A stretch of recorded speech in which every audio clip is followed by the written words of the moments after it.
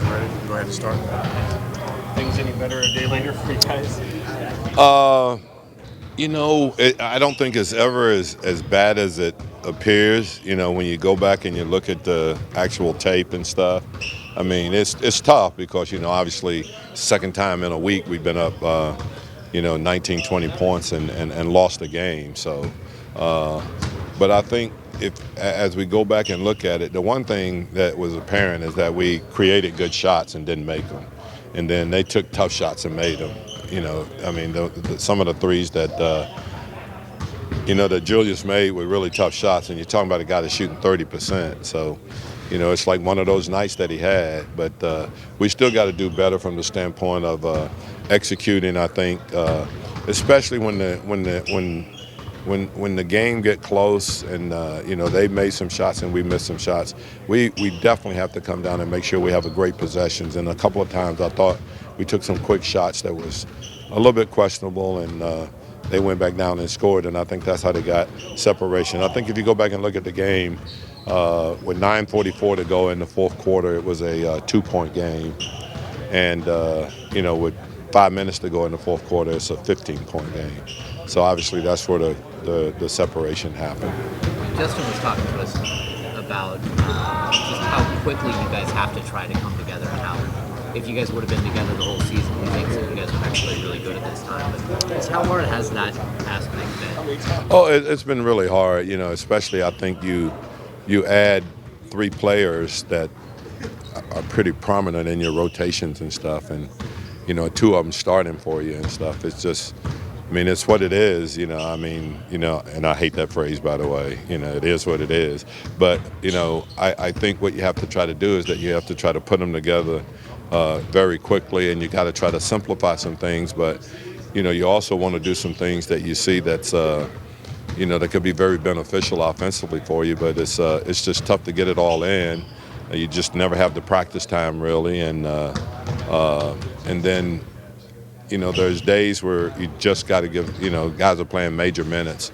You can't come out here and then take their legs away by practicing, an hour and a half or 2 hours to try to get something done. So, it's kind of a catch-22, but I do believe that if this team would have been together at training camp, things would be much different. From that standpoint, does it make it less surprising that the record is what it is among them from this game? Well, I'm still disappointed in the record because I think we've just had opportunities that we just didn't close games, and and that comes down to either a defensive stop or completing an offensive play or making a free throw or things like that. And I think you can do that without having all the chemistry together like it would be if it was a training camp.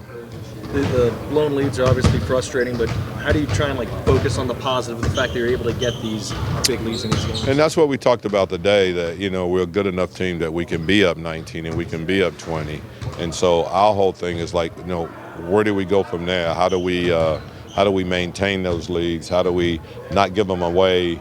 Over, like I said, from 9:44 to 5:20.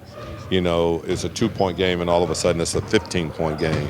So we've got to do a better job of being selective in that possession down the court where it could stop it, or where we can score a basket and just stop the bleeding, basically. I think we've got to do a better job with that. Trevor, do you feel like you have a good feel of how you want to deal with the rotations for this new group of guys at this point?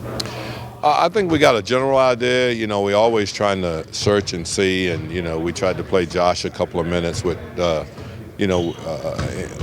quality minutes, I guess. We wanted to see, what he does, and I thought he was, he was pretty good.